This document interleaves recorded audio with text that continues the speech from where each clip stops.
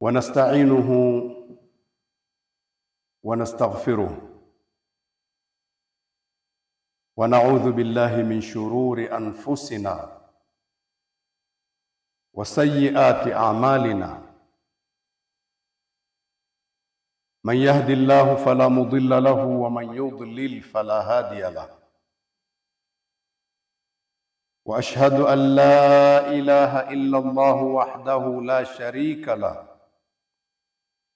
وأشهد أن محمدًا عبده ورسوله.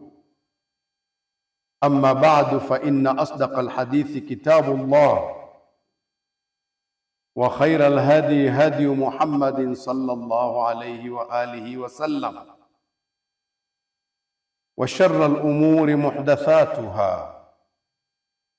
وكل محدثة بدعة، وكل بدعة ضلالة، وكل ضلالة في النار.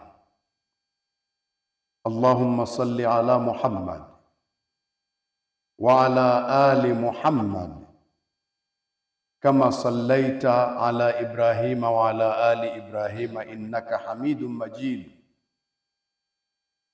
وبارك على محمد وعلى آل محمد كما باركت على إبراهيم وعلى آل إبراهيم إنك حميد مجيد. أوصيكم ونفسي بتقوى الله. Nakuhusieni ndugu zangu, naihusia na nafsi yangu kumcha Allah, na kumcha Allah ni kufuata maamrisho na kuacha yale aliyotukataza. Alhamdulillah, tunamsifu Allah. Allah sifa njema zote ni zake. Allah ni tajiri sana, hahitaji chochote kwa yeyote. Mamlaka yote ni yake, ufalme wote ni wake, na sifa njema zote ni zake, na yeye ni muweza wa kila jambo, hakuna linalomshinda. Kheri zote ziko mkononi mwake Allah subhanahu wa ta'ala, na shari hainasibishwi na yeye, bali shari zinatoka kwa viumbe, ndio wanaozifanya. Ndugu zangu, Allah subhanahu wa ta'ala anatuzindua kuhusu uadui wa shetani kwetu sisi. Shetani ni adui sana wa mwanadamu. Alichukua ahadi ya kuendelea kufanya uadui huo mpaka mwisho wa pumzi yake. Allah subhanahu wa ta'ala akatuzindua hilo katika surat Fatir aya ya 6, a'udhu billahi minash shaitani rrajim, inna ash-shaytana lakum aduwwun fattakhidhuhu aduwa, hakika shaitani kwenu ni adui, mfanyeni adui. Mtu asijenge urafiki na shetani, asipate sababu ya kusema tuna jini ndugu yetu, tuna jini anefugwa na babu zetu, anatusaidia katika tiba. Hakuna urafiki na shetani. Allah ndiye anayeumba, ndiye anayejua, na ndiye anayetuambia inna shaitana lakum aduwwun fattakhidhuhu aduwa, kwa hakika shetani kwenu ni adui na nyinyi mfanyeni adui. Innama yad'u hizbahu liyakunu min ashabi sa'ir, kwa hakika yeye anaita kundi lake. Wale wanaosema mimi rafiki yangu wewe, hilo ni kundi lake analoliita kuliita kwenda motoni, sio marafiki zake. Anakusanya wenza wa kwenda motoni, kwa sababu alishatangaziwa atakwenda motoni, apate wenzake wa kwenda nao. Ndugu zangu, tunawajibika tuwe na yakini sana kwa Allah, na tuwe na dhana nzuri sana kwa Allah kwamba hakutuumba ili atuadhibu, bali alituumba aturehemu. Adhabu huwa mtu ameitengeneza mwenyewe ije, baada ya kuwa amepewa uwezo wa kutekeleza, akaamrishwa namna ya kutekeleza, akaacha, akapinga kwa makusudi. Na ndio hilo Mtume alilolizindua kwetu, akasema kullu ummati yadkhuluna aljannata illa man aba, ummati wangu wote utaingia peponi ila yule aliyekataa. Masahaba wakashangaa, waman ya aba ya Rasulullah, hivi ni nani atakayekataa kuingia peponi, mjumbe wa Allah? Mtume akasema man ataani dakhala aljanna, atakayenitii ataingia peponi. Utii tunao uwezo. Wa man asani faqad aba, atakayeniasi na uwezo wa kuasi anao, hakulazimishwa, kusukumwa, huyu atakuwa amekataa. Ndugu zangu, Allah subhanahu wa ta'ala anatuamrisha mambo ambayo tukiyafanya tutapendana, na miongoni mwa mambo ambayo tukiyafanya tutapendana, alihimiza sana kutoa na kujitolea. Kujitolea nafasi, uwezo, na kutoa ulicho nacho, unachokipenda, kuwapa wengine waliopungukiwa, kuunga urafiki, kuunga udugu. Iwe kuna namna ya kutoa, mpaka ikawa muumini na kutoa kama ni mapacha. Pakitajwa imani, utekelezaji wa swala na kutoa, imma zaka, kama huna zaka, sadaka. Muumini, ukiwa ni muumini, kutoa ni pacha wako, huna namna ya kukwepa. Imma utoe sana ukiwa na uwezo, au utoe kidogo huna uwezo, lakini kutoa lazima kiwepo tu. Ndio sifa imani, tunathibitisha imani yetu kwa kutoa. Na hili jambo Mungu aliliamrisha, alipoliamrisha ni jambo ambalo likitekelezwa tunapendana, na namna ya kutoa Allah akaiongoza, ili watu wakitoa namna hiyo watapendana. Anazungumza Allah katika surati al-Baqara aya 267, ya ayyuhalladhina amanu, nyinyi mlioamini. Imani imetangazwa. Ilipotangazwa imani, sikiliza maagizo.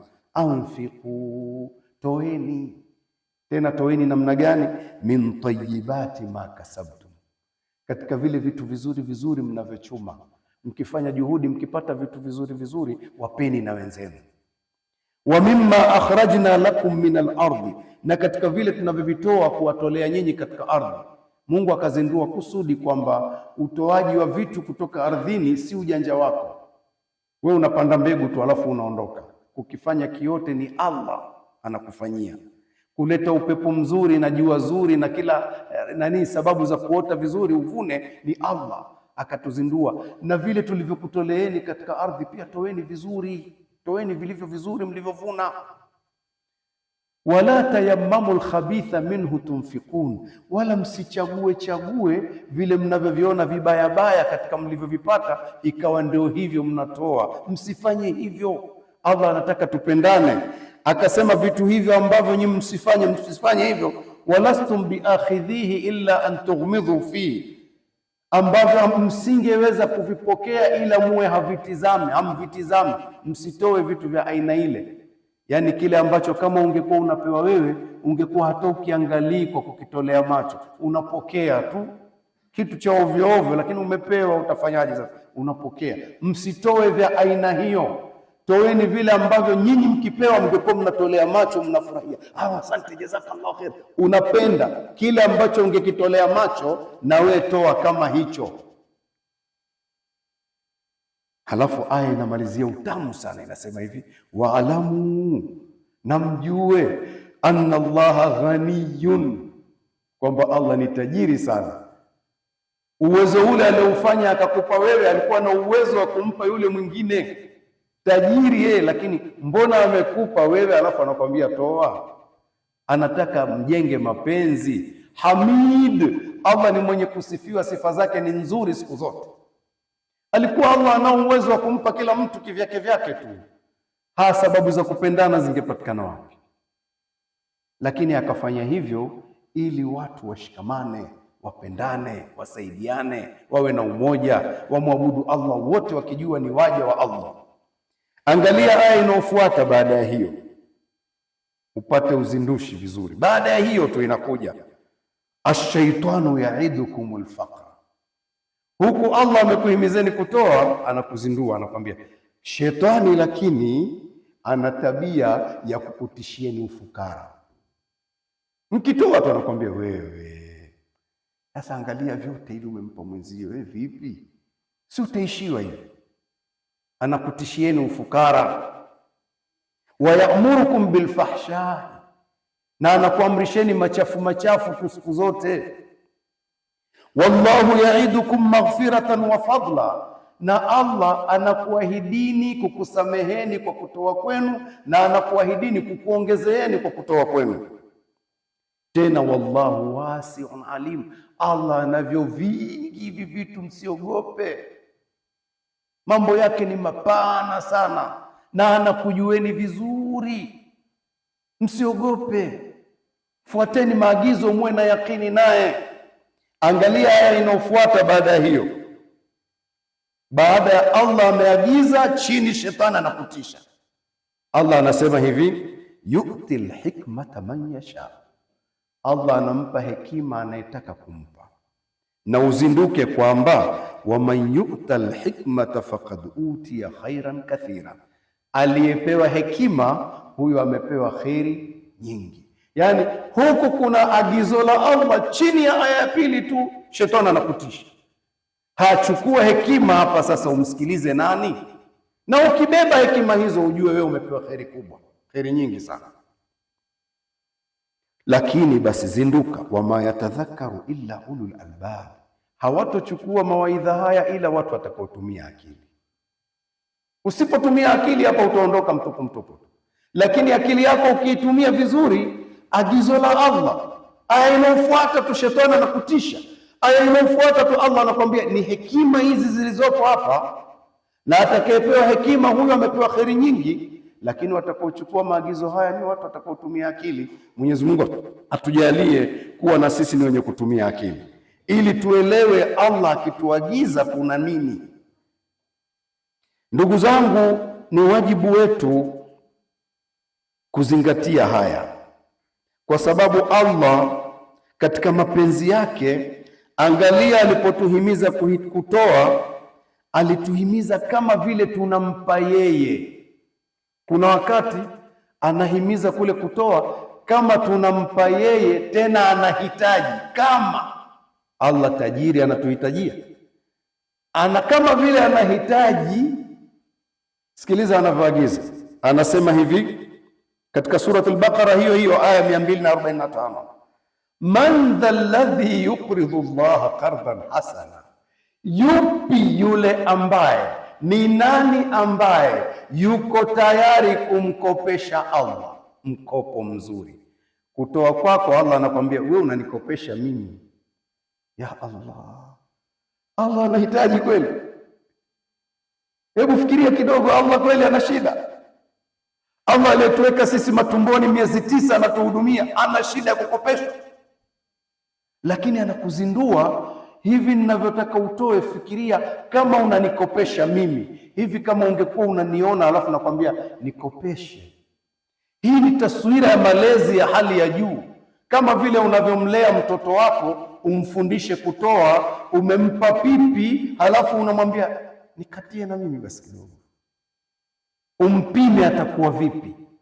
Mtoto mzuri ukimwambia nikatie na mimi kidogo, hata kama aliitia mdomoni ataitoa yote kwanza, akupe mwenyewe ukate.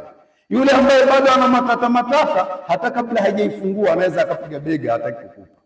Hivi kweli wewe ulikuwa una shida ya pipi mpaka umletee yeye? Si ulikuwa unampima yeye tu, unampa, umempa alafu unampima, anaweza akapiga bega, hataki kukupa, huyo anaondoka na umempa sasa hivi.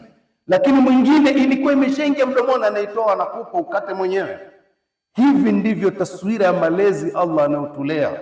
Anatuuliza, nani kati yenu atakayemkopesha Allah mkopo mzuri? Sikiliza malipo jinsi ambavyo ni tajiri. Fayudhaifahu lahu, ili Allah amzidishie adhafan kathira. Ya Allah, mara nyingi. Mkopeshe Allah ili akupe nyingi. Alikuwa hahitaji huyu, Subhanallah, nipe alafu nikupe nyingi. Alikuwa anahitaji kweli? Hahitaji, ni malezi haya. Kwa hiyo hebu yashike haya, uwe na hekima, tuondoke na hekima, tuwe tumebeba hekima hizi. Aya inamalizikia vizuri, wallahu yakbidu wa yabsut. Kumbuka Allah anaweza akazuia na akakunjua. Uwezo huo anao, anakunjua, anazuia. Huko anakwambia nikopeshe, alafu anakuzindua, anakwambia Allah anaweza kuzuia na anaweza akakukunjulia. Wa ilaihi turjaun, na kwake yeye mtarudishwa, muhesabiwe. Hutaki hesabu hii kuipeleka vizuri mbele ya Allah, hutaki kubeba hekima hapa. Allah atujalie tubebe hekima zilizoko hapa. Tunapohimizwa kitu na Allah tukitie akilini, tusiangalie upande wa pili. Shetani anakwambia utaishiwa. Angalia pale Allah anapokwambia nikopeshe mimi, halafu nikupe sana. Ndugu zangu, baada ya maelezo haya, napenda kila mmoja wetu aondoke na swali hili, akajiulize, hivi mimi nimefanya nini katika kuisaidia dini yangu? Hii dini ndugu zangu, mpaka tukaipata, watu wamejitolea kweli huko walikotoka. Watu wanajitolea kweli, nafsi zao na mali zao, unaiona dini inashamiri. Sasa mimi siwi katika hao kwa lolote ninaloliweza. Nikupeni mfano hai, huu msikiti ambao tumo ndani. Fikra ya mtu mmoja kwanza, lazima iwe fikra ya mtu mmoja. Kama ni katika familia, ni fikra ya mtu huyu mmoja, anaifikisha ndani ya familia. Kweli bwana, kweli imekuwa ya wote umejengwa. Ulipojengwa, angalia wanaofaidika ni wao au ni sote? Wengi tu, mpaka tufe na wengine wafe, bado inaendelea. Sasa na mimi fikiria, kila mmoja afikiria, mimi nimefanya nini katika kujitolea, kujitolea nafsi yangu na mali yangu kuendeleza dini yangu? Hii dini inaendelezwa kwa mambo haya, na kujitolea nafsi yako na mali yako na wakati wako ndivyo vinavyoendeleza dini. Na Allah hatotuuliza tusiloliweza. Narudia tena, Allah hatotuuliza jambo ambalo hatuliwezi, atatuuliza kiwango kile kile tunachokiweza. Sasa fikiria, sina nguvu yoyote mimi ya kufanya chochote, hata ya kushirikiana na mwenzangu kwenye jambo dogo. Kama sijafanya, kwa nini? Na nitaulizwa. Ndugu zangu, kujitolea kunalainisha mioyo na kutoa kunalainisha moyo vile vile. Hebu tujaribu kujituma, tulainishe mioyo yetu kwa nafsi zetu na mali zetu. Mioyo yetu iwe laini.